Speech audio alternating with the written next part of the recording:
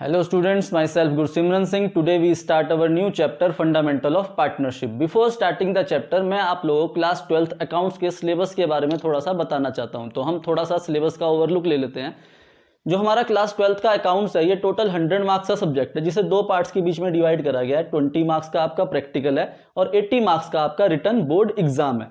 तो हम 80 मार्क्स के रिटन बोर्ड एग्जाम की बात करते हैं। इसके अंदर दो पार्ट है, पार्ट ए जो 60 मार्क्स कवर करता है एंड पार्ट बी जो 20 मार्क्स कवर करता है। पार्ट ए जो 60 मार्क्स का है, इसके अंदर हमारी 3 यूनिट्स है, फर्स्ट, सेकंड एंड थर्ड। जो फर्स्ट यूनिट है उसका नाम है accounting for NPO. NPO means not for profit organisation. ये जो फर्स्ट यूनिट है हमारी, ये 10 मार्क्स की वेटेज रखती है। And second unit is accounting for partnership firm. Accounting for partnership firm 30 marks की वेटेज रखती है। And third one is accounting for companies. Accounting for companies जो है ये 20 मार्क्स की वेटेज रखती है। तो 30, 20 एंड 10 टोटल 60 मार्क्स हो गई हमारे पार्ट ए की।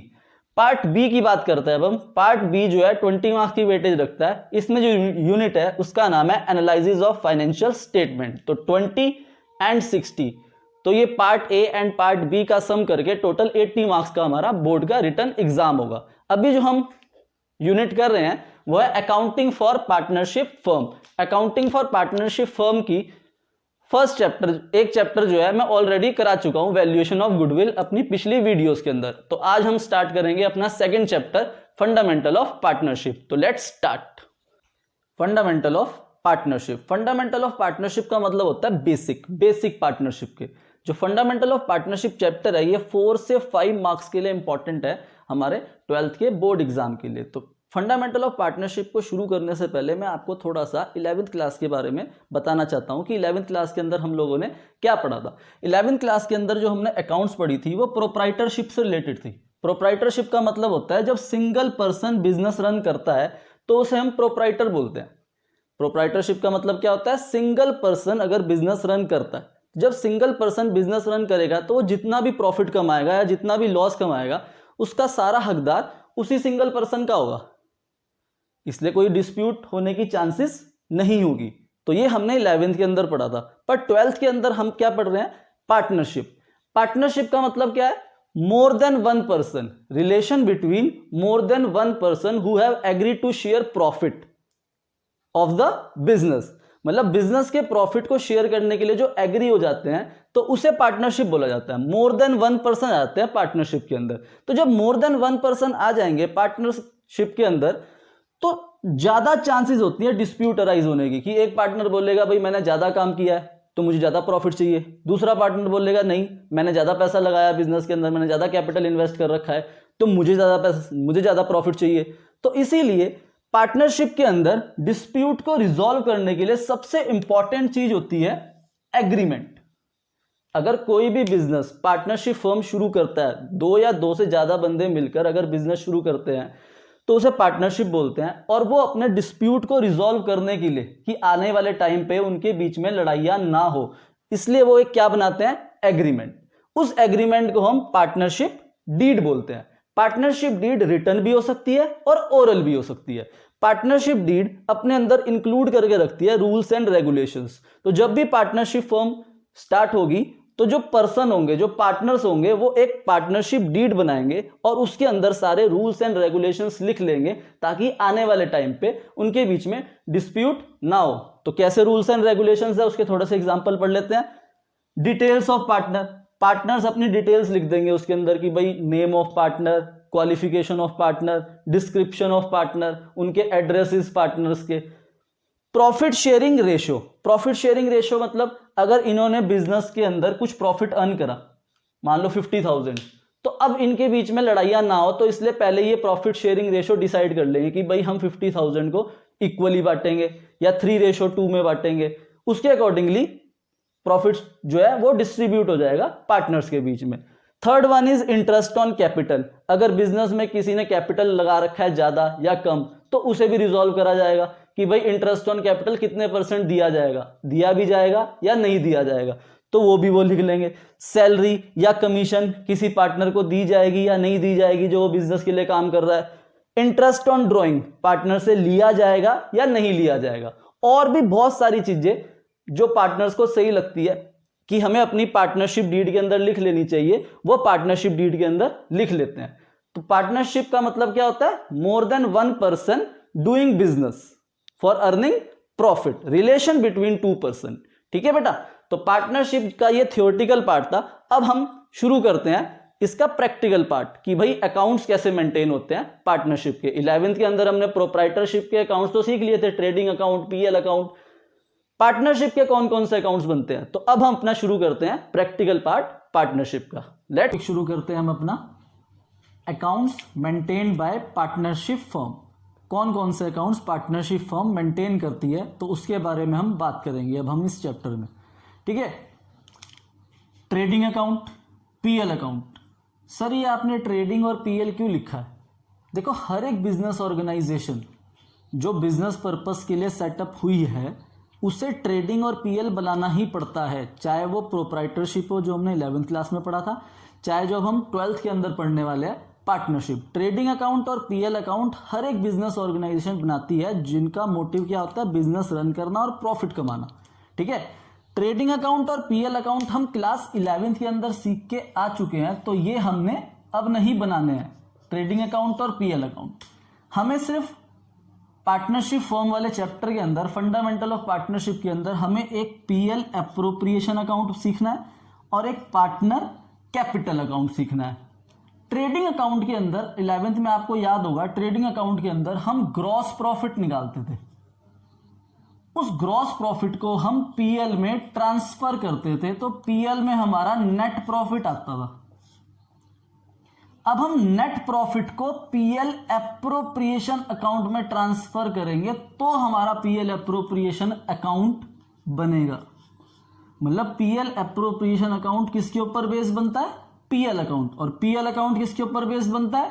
Trading account. ट्रेडिंग में हमारा ग्रॉस प्रॉफिट आता है जिसे हम पीएल अकाउंट में ट्रांसफर करते हैं, पीएल अकाउंट में हमारा नेट प्रॉफिट आता है, नेट प्रॉफिट को हम पीएल एप्रोप्रिएशन अकाउंट के अंदर ट्रांसफर करते हैं। तो सबसे पहला अकाउंट जो हमने इस चैप्टर के अंदर सीखना है वो पीएल एप्रोप्रिएशन अकाउंट सीखना है। बहुत ही ज्यादा सिंपल है, ये मैंने इसका फॉर्मेट बना रखा है तो धीरे धीरे से समझते हैं। PL appropriation account for the year ended, साल के एंड में बनता है, ये पार्टनरशिप फर्म के अंदर बनता है सिर्फ।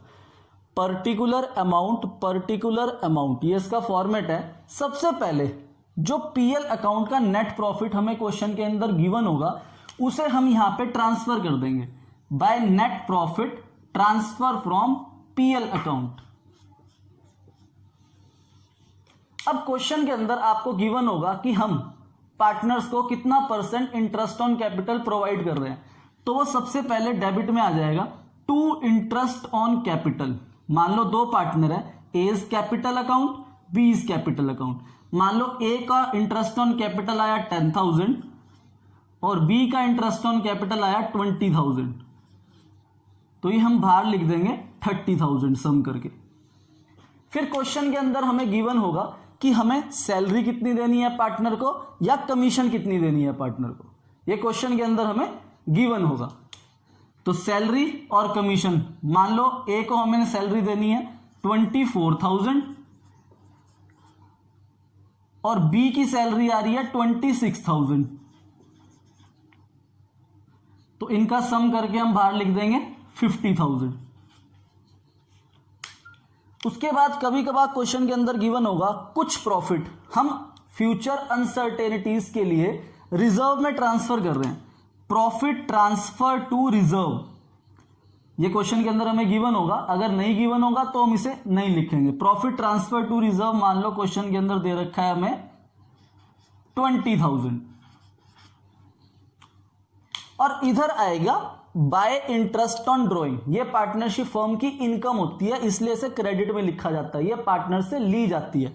तो बाय इंटरेस्ट ऑन ड्रॉइंग, मान लो interest on drawing a capital की दे रखी है 8,000 और बी की दे रखी है 2,000, ये एज्यूम्ड फिगर है समझाने के लिए आपको। 8,000 और 2,000 तो हमने बाहर सम कर दिया 10,000। और net profit transfer to PL account तुम्हें क्वेश्चन के अंदर गिवन होगा, वो मान लो एज्यूम कर लिया मैंने 190। 1,90,000 जो नेट प्रॉफिट पीएल अकाउंट से आया वो हमने यहाँ पे सबसे पहले ट्रांसफर करना है by net profit transfer from PL account 1,90,000। अब हमने इधर का सम करना है 190 प्लस 10 2 लाख, और इधर का सम करा हमने 30,000 50,000 और 20,000, ये आ गया 1 लाख। 2 लाख रुपीस कंपनी के पास आए, सॉरी पार्टनरशिप फर्म के पास 2 लाख रुपीस आए हैं और 1 लाख रुपीस चले गए हैं। तो अब भी पार्टनरशिप फर्म के पास 1 लाख रुपीस प्रॉफिट बचा हुआ है जो कि किसका होगा, पार्टनर्स का होगा।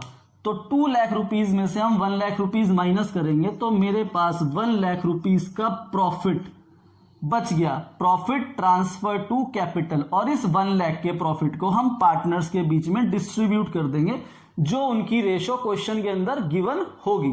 मान लो हमें क्वेश्चन के अंदर रेशो दे रखी है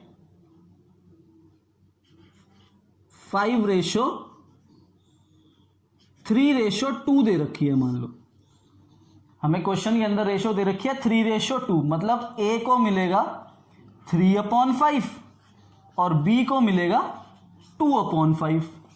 तो हम 1 लाख को 3/5 और 2/5 की रेशो में बांट देंगे। तो इसका आया 60,000 और इसका आया 40,000। अब ये हमारा पीएल एप्रोप्रिएशन अकाउंट बन गया। इधर भी 2 लाख रुपीस आ गया और इधर भी 2 लाख रुपीस आ गया। ये हमारा अकाउंट पीएल एप्रोप्रिएशन अकाउंट। ठीक है बेटा, अब हम इसके ऊपर एक क्वेश्चन करते हैं कि क्वेश्चन कैसे आता है पीएल एप्रोप्रिएशन अकाउंट बनाने के लिए। तो करते हैं क्वेश्चन अपना अकाउंट का, ध्यान से पढ़ते हैं क्वेश्चन को। क्या कह रहा है question, A and B are partners sharing profit and loss in 3:2। उनकी प्रॉफिट शेयरिंग रेशो है 3:2। On 1 April 2019 their capitals were ₹50,000 and ₹30,000। A ने कैपिटल लगा रखा है 50,000, बी ने कैपिटल लगा रखा है 30,000। During the year ended 31st March 2020, the firm earned a net profit of ₹50,000। ये 50,000 का नेट प्रॉफिट जो पीएल अकाउंट से, पीएल अकाउंट पे जो नेट प्रॉफिट आता है वो हमें ऑलरेडी निकाल के दे रखा है। बस इस प्रॉफिट को, ये जो प्रॉफिट एंड लॉस अकाउंट से 50,000 का प्रॉफिट आया, इसे हमें सबसे पहले पीएल एप्रोप्रिएशन अकाउंट में ट्रांसफर करना होता है। तो हम PL appropriation account for the year ended 31st मार्च 2020 बनाएंगे। तो उसमें सबसे पहले हम लिख देंगे by net profit transfer from PL account 50,000। ये 50,000 का नेट प्रॉफिट हमें सबसे पहले जो पीएल अकाउंट से ट्रांसफर हो रखा है वो दे रखा है। The terms of partnership are, partnership deed बनती है ना, जब भी कोई पार्टनरशिप फर्म बनाते हैं, कोई बिजनेस शुरू करते हैं, 2 पार्टनर, 2 या 2 से ज्यादा पार्टनर, तो उन्हें पार्टनरशिप डीड बनानी होती है जिसमें वो टर्म्स एंड कंडीशंस लिखते हैं। तो इनकी टर्म्स एंड कंडीशंस का पहला पॉइंट क्या कह रहा है, interest on capital 6% per annum, मतलब 50,000 और 30,000 जो ए और बी का कैपिटल है उसका 6% ये इंटरेस्ट ऑन कैपिटल लेंगे। तो 50,000 का 6% 3,000, हम यहां लिखेंगे 2 इंटरेस्ट ऑन कैपिटल, मैंने ऑलरेडी लिखा हुआ था, A's capital account 3,000 and B's capital account 30,000 का 6% 1,800, और इनका सम हम बाहर लिख देंगे 4,800। अब सेकंड पॉइंट हमें कह रहा है B will get a salary 500 rupees per month, B को सैलरी मिलेगी 500 रुपीज पर मंथ। अब हमारे ईयर में 12 मंथ होते हैं, तो 500 को हम 12 से मल्टीप्लाई करेंगे तो 6,000 रुपीज आ जाएगा। तो हम यहां लिखेंगे to salary B capital account 6,000 rupees, और इस 6,000 को भी बाहर लिख देंगे। अब ए को सैलरी नहीं मिल रही है तो इसलिए हम ए कैपिटल अकाउंट यहां नहीं लिखेंगे। जिसको जो चीज हमें क्वेश्चन के अंदर गिवन होगी सिर्फ वही पीएल एप्रोप्रिएशन अकाउंट के अंदर हमें लिखनी है। सी पॉइंट कह रहा है ए विल गेट कमीशन ₹6,000। अब ए को कमीशन मिल रही है तो हम लिखेंगे to commission A's capital account 6,000 rupees. ये 6,000 रुपीज हम ए को कमीशन दे देंगे। अब ये लास्ट पॉइंट डी कह रहा है 10% of net profit transfer to reserve. जो हमारा नेट प्रॉफिट है 50,000, क्वेश्चन कह रहा है उसका 10% हमें कहां पे ट्रांसफर करना है, रिजर्व में। तो 50,000 का 10% 5,000 हम यहां लिखेंगे to profit transfer to reserve 5,000 rupees यहां पे आ जाएगा। अब क्वेश्चन के लास्ट में लिखा है प्रिपेयर पीएल एप्रोप्रिएशन अकाउंट, तो वही बना रहे हैं हम लोग पीएल एप्रोप्रिएशन अकाउंट। अब इस क्वेश्चन के अंदर हमें इंटरेस्ट ऑन ड्राइंग नहीं दे रखी, तो हमें इंटरेस्ट ऑन ड्राइंग भी यहां पे लिखने की जरूरत नहीं है। हम पीएल एप्रोप्रिएशन अकाउंट के अंदर सिर्फ वही डिटेल्स लिखेंगे जो हमें क्वेश्चन के अंदर गिवन होगी। अब हम टोटल करेंगे, इधर का सम आ जाएगा 50,000 और इधर का सम आ जाएगा 6 6 12,000 4 16,800 प्लस 5 21,800। अब 50,000 का हमें प्रॉफिट हुआ, 21,800 पार्टनर्स को interest on capital, salary, commission और कुछ प्रॉफिट रिजर्व में ट्रांसफर कर दिया। तो उसके बाद भी हमारे पास कुछ प्रॉफिट बच गया, तो उस प्रॉफिट को profit transfer to capital account, उस प्रॉफिट को भी हम कैपिटल अकाउंट में ट्रांसफर कर देंगे। 50,000 माइनस 21,800, तो ये जो प्रॉफिट आया ये 28,200 रुपीज आया। और इसको हम किस रेशो में डिवाइड करेंगे पार्टनर्स के बीच में? 3:2 में। तो A is capital account, B is capital account. तो 28,200 को 3/5 करेंगे तो ए का आ जाएगा 16,920 और फिर 28,200 को 2/5 करेंगे तो ये आ जाएगा 11,280 और ये हमारा अकाउंट क्लोज हो जाएगा। 50,000 ये हमारा पीएल एप्रोप्रिएशन अकाउंट बन गया। पीएल एप्रोप्रिएशन का मतलब होता है डिस्ट्रीब्यूशन, मतलब जो हमने प्रॉफिट कमाया, नेट प्रॉफिट जो पीएल अकाउंट से ट्रांसफर हो रहा है 50,000, उसे पार्टनर्स के बीच में डिस्ट्रीब्यूट करा जा रहा है इंटरेस्ट ऑन कैपिटल के रूप में, सैलरी के रूप में, कमीशन के रूप में। और अगर तब भी कोई प्रॉफिट बच जाता है तो उस प्रॉफिट को भी पार्टनर्स के बीच में डिस्ट्रीब्यूट कर दिया जाता है उनकी प्रॉफिट शेयरिंग रेशो के अंदर। तो ये पीएल एप्रोप्रिएशन अकाउंट था। इसके अंदर सिर्फ 3 चीजें ही आती है हमारी, interest on capital, salary, commission, वो भी सिर्फ किसकी? पार्टनर्स की। और एक चीज इधर क्रेडिट में आती है, इंटरेस्ट ऑन ड्रॉइंग्स, अगर क्वेश्चन के अंदर गिवन होगी तो, वरना नहीं आएगी। ये हमारा पीएल एप्रोप्रिएशन अकाउंट का टॉपिक था। इसके अलावा भी इसके अंदर बहुत सारे पॉइंट्स हैं जो अपनी नेक्स्ट वीडियो के अंदर आप लोगों को समझाए जाएंगे। Okay students, thank you.